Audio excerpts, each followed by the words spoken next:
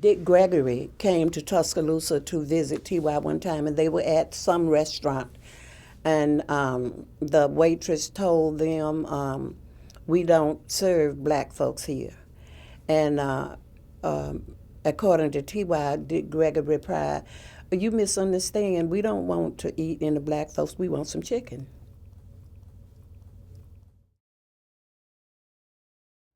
Dr. King came to my mother's house, and he told her that he was trying to get T.Y. to come back to help in the movement. And I said to him, Dr. King, my brother will get killed if he comes back here.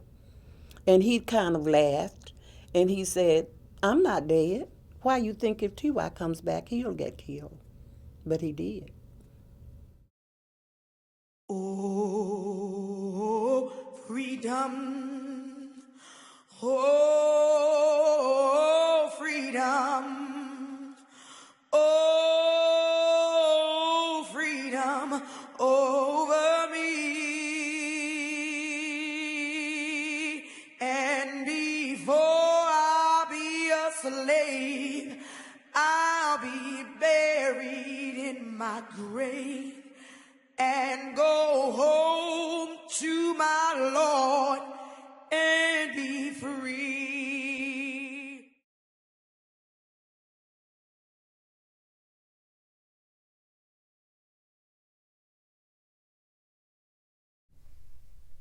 Bettye Rogers Maye grew up with her brother and sister in Sumter County, Alabama. She would go on to become a teacher, where she would spend 38 years in the classroom and serve on the Board of Trustees at the University of South Alabama. She remembers her brother's life from childhood through the Civil Rights Movement and on to his death at the age of 35. This is the story of T.Y. Rogers. This is the story of Bettye Rogers Maye. I was the youngest of the three children. We grew up in a rural town in Sumter County, Cortopa, Alabama. We were very poor people growing up. My father was a sharecropper. I know what it means to pick cotton, pull corn. Bettye remembers her older brother T.Y. always believed in education. One of her earliest memories is of his insistence that she learn to use proper grammar. I can remember one incident very clearly when I was about 3 years old. And I was saying bed, I want some bed. And he said, they called me baby. Baby, there's no such thing as you want some bed. What is it you want? And I said, I want some bed. And mother said, leave her alone, boy. You know she's saying she wants some bread. He says, well, she's not going to get any bread until she learns to say bread tonight. And I cried, and I kept saying bed until bread finally came out. And he said, see, now don't be going around talking about you want some bed. The word is bread. Bettye Rogers Maye believed early on that her brother just might be destined to do great things. My brother, being the oldest, grew up to be many things, but to me, he was always my older brother. He had malaria, some kind of fever or something when he was young, and we had to take 3 sixes. I don't know if you've heard about it, 3 sixes, but you had to take so much during the day. And so he would take his dose, and I would take a dose for him, and so that the bowel that he had to take would go down, would go away faster. As I said, I idolized my brother. There was nothing I wouldn't do for him. So mother had left us at home one day, and she told Junior, being the oldest, T.Y., to wash the dishes. I don't know what happened, but somehow the pitcher that had the milk in it got broken. And so mother came home, and she wanted to know who broke this pitcher. So Geneva and I said we didn't. And T.Y. said, I didn't break the pitcher. And Mother said, well, I'm just going to whoop you, T.Y., because I told you to wash the dishes. And I said, don't whip him, Mother. I broke the pitcher. And I got the whipping for him. But that was how much I loved him. He devoted his life to mankind. Even though they lived in a Jim Crow world, T.Y. Rogers Sr. would demand respect. I can remember very clearly, we were young, and my daddy was out there plowing a cotton field. And there was a young man, a young white guy, whose name was Billy. And he lived around the road from us. So Billy grew up and he went to the armed force, and he came back, and my father told him, you were a mule. And he stopped and he said, hey, Billy, good to see you. And so Billy said to my father, well, T.Y., you can't call me Billy anymore. You've got to call me Mr. Billy. My father's reply was, I don't have to call you nothing. Come up, mule. And it was that kind of thing that was instilled in us to always demand respect from people and to always look out for your race of people. Not that you didn't, you would not like the other race, but you had to work harder than the other race if you plan to succeed in life. One of her earliest memories of T.Y. being unwilling to put up with Jim Crow involved a school bus. T.Y. was going to high school, but he drove a school bus. And he used to come home so upset because the bus leaked.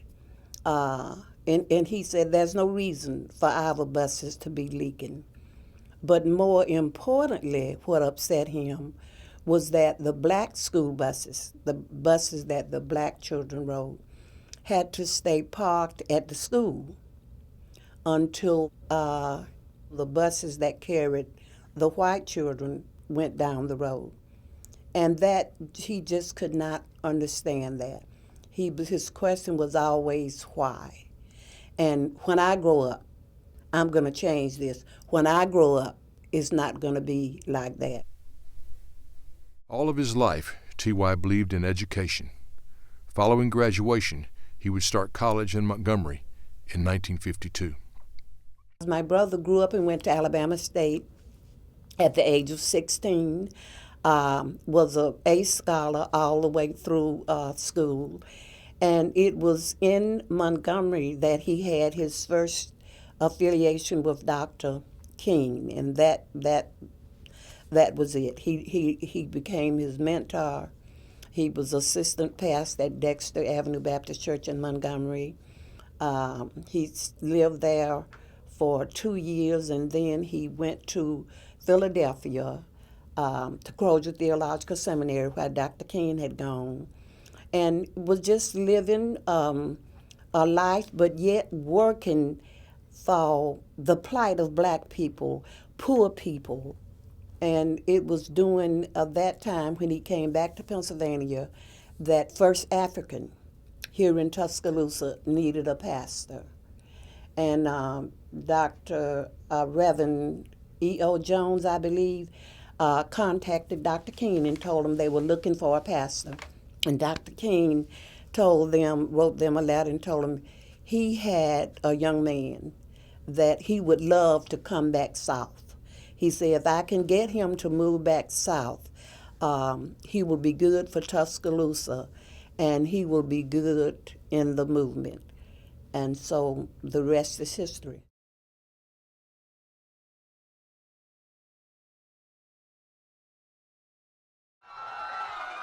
Confronting Jim Crow in a Klan town took courage. T.Y. Rogers believed in nonviolence, but the Deacons of Defense were determined to protect him, even if protecting him meant violence. Around the parsonage where he lived, when you would pull up, you could see rifles, his bodyguards, because they were destined to kill my brother. So he had to be guarded continuously. When someone came to visit, be they friend or stranger, they had to know the password to get closer to the house. They had this code, whether it was safe to drive on into Tuscaloosa or whether we should turn around and go back home. His phones and everything were were being tapped so that a lot of information was being given in codes. If a family was known to be pro-civil rights, the Klan would seek to change their minds with the fiery cross. And I remember when they would burn the crosses on my parents' yard, it was just horrible. You know, it's no need of saying you weren't scared, because you were. You hear the noise, you hear cars and things, and then all of a sudden there's this cross burning and cars speeding away. I don't remember my parents ever fighting back in the sense of my daddy getting his shotgun, anything, but I remember how frightening it was. But then not frightened to the point where we were going to change our actions, our way of living. We were still going to go on. In December 1955, Rosa Parks, a seamstress working at a local department store, refused to get up and give her seat on the bus to a white man. This was the beginning of the Montgomery bus boycott. The Klan retaliated. This time it would not just be the fiery cross. This time it would be dynamite. I was in school at Alabama State during the Montgomery bus boycott. And the night that they bombed Dr. King's home, I was living in Bibb Graves' dormitory, and they had brought them to Bibb Graves to stay in the basement that night because Montgomery was horrible. And that was when they bombed his house. Being in Montgomery during that time, we walked. Everywhere we went, we walked. And you were never alone. And because you could hear cars coming, and then all of a sudden you were being, eggs and things are being thrown at you, and you would just run to the dom to get, coverage from the dom. So it was terrible times during the Montgomery bus boycott. The owners of the Montgomery bus lines did not understand liberty and justice for all, but they did understand money. Jim Crow had ruled the South since the death of Reconstruction in 1875. The Montgomery bus boycott would be the first effective campaign against Jim Crow.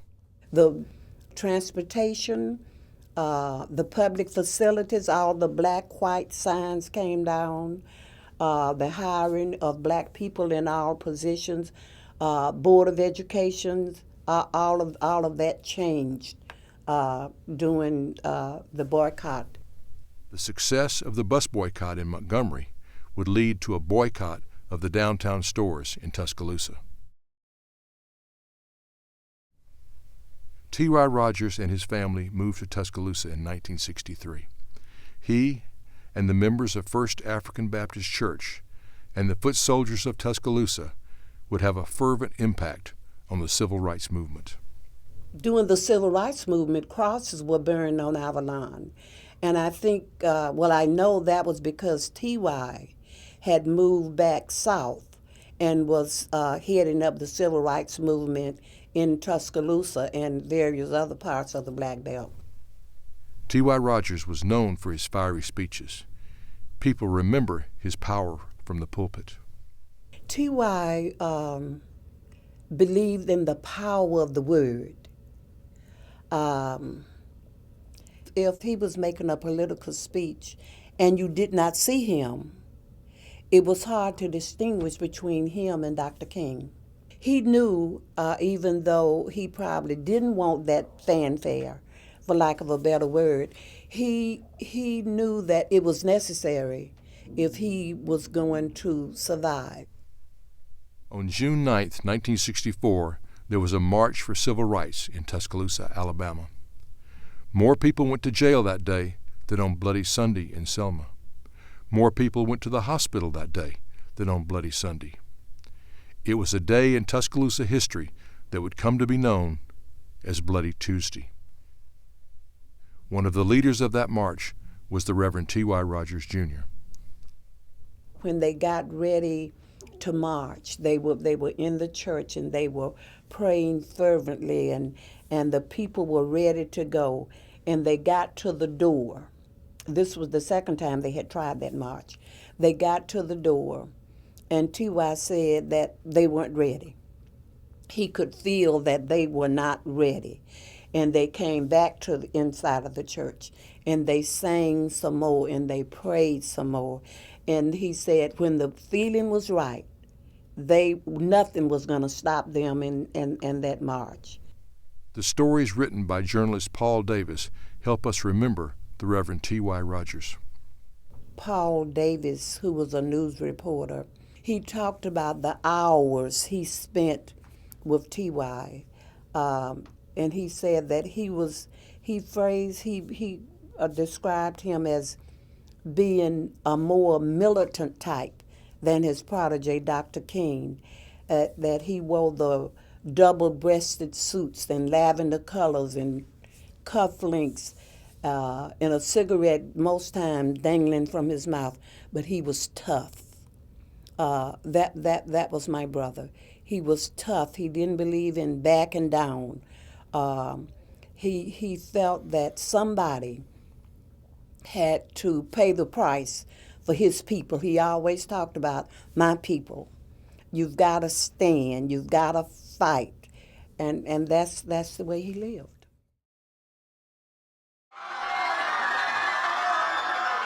Reverend T.Y. Rogers led the people out of First African on the morning of Bloody Tuesday. When they came out there, well, I think 4 of them maybe was arrested right away and put in the patrol's car, because he said that they left the doors open to the car because they knew they weren't going to try to run, because they had done nothing to be running from. T.Y. used to say all the time he wasn't going to be laughing when wasn't nothing funny. He wasn't going to be scratching when nothing was itching.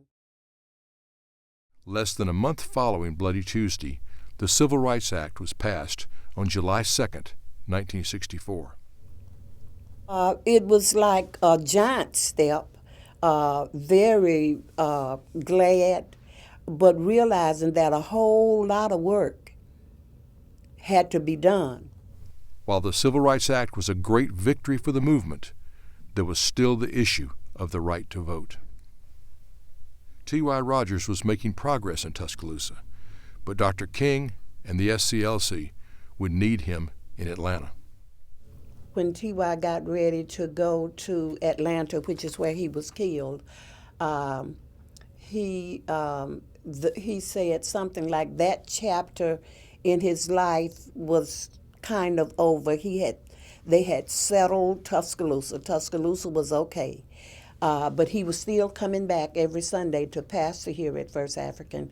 But they were working on a larger scale and leading the second Poor People's March out of Atlanta headed to Washington.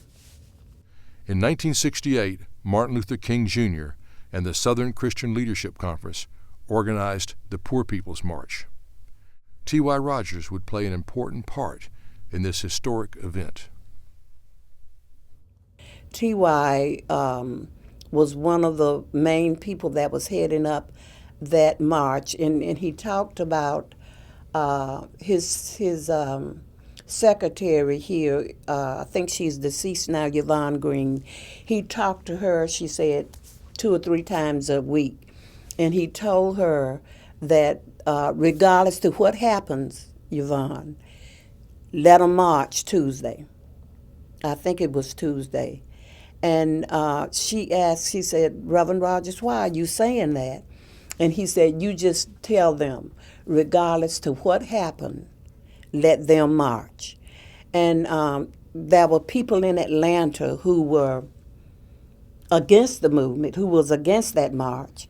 And according to my sister-in-law, T.Y.'s wife, when he got ready to go, and he didn't say who, he said he had to go meet some people who were against the march. And he never came home. We knew he didn't die in a car accident, as the police said he did. When LaPelzia, his wife, called my mom and dad and said that T.Y. has been killed, we immediately left for Atlanta. This was like about 2 in the morning. We should have gotten there like about 6 the next morning. I mean, the same morning. And we immediately went to Grady Hospital because they said that that was where they had taken the body. We got to Grady's Hospital, no T.Y. They said, a funeral home picked him up. We went to the funeral home. We asked if they had a body there. We were expecting to go back in the back and look at in the morgue. They said, you all wait here. And then they brought my brother out in a coffin, fully dressed, already embalmed. And the family had not even gotten there to say that, anything. So for those reasons, we know he wasn't killed in a car accident. So my dad said, take us to the place where he was killed. So they took us to this street. The tree that he supposedly have run into was undisturbed. So my father said, take me to my son's car. You know how you compound cars when you getting ready to do away with them? That's the way T.Y.'s car was. And we asked for his belongings. His shoes were missing. They never gave us any shoes. His attaché case that he always had with him was not there. No car keys were ever returned. And then the FBI contacted LaPelzia and my mother. They wanted to come down and exhume the body because they too felt that he hadn't been killed in a car accident. I didn't want him to come back. I always said to him, if you're in the East, you're in Philadelphia, you're doing fine. Why do you want to move back into all of this turmoil in the South? And he said, because my people need me, Betty. And I said, but if you move back, T.Y., they're going to kill you. And he would say, now, why would you say something like that? Dr. King came to my mother's house and he told her that he was trying to get T.Y. to come back to help in the movement. And I said to him, Dr. King, my brother will get killed if he comes back here. And he kind of laughed and he said, I'm not dead. Why you think if T.Y. comes back, he'll get killed? But he did. T.Y. was different from most children, most young men. His life impacted my life a whole lot. Sometime I say, T.Y., if you were here, you would be very proud of me. I was on the board of the University of South Alabama for 24 years, but I held my own. I guess I didn't laugh when nothing was funny, and I didn't scratch when nothing was itching. And this past May, I was invited back for the commencement speaker at South Alabama. So I said I know my brother would be proud. It's always good talking about my brother and remembering the good he did and hoping that people will try to emulate and know that You have to stand. You have to stand for something. God created all of us equal, and that's the way we should go through life. Oh, freedom. Oh,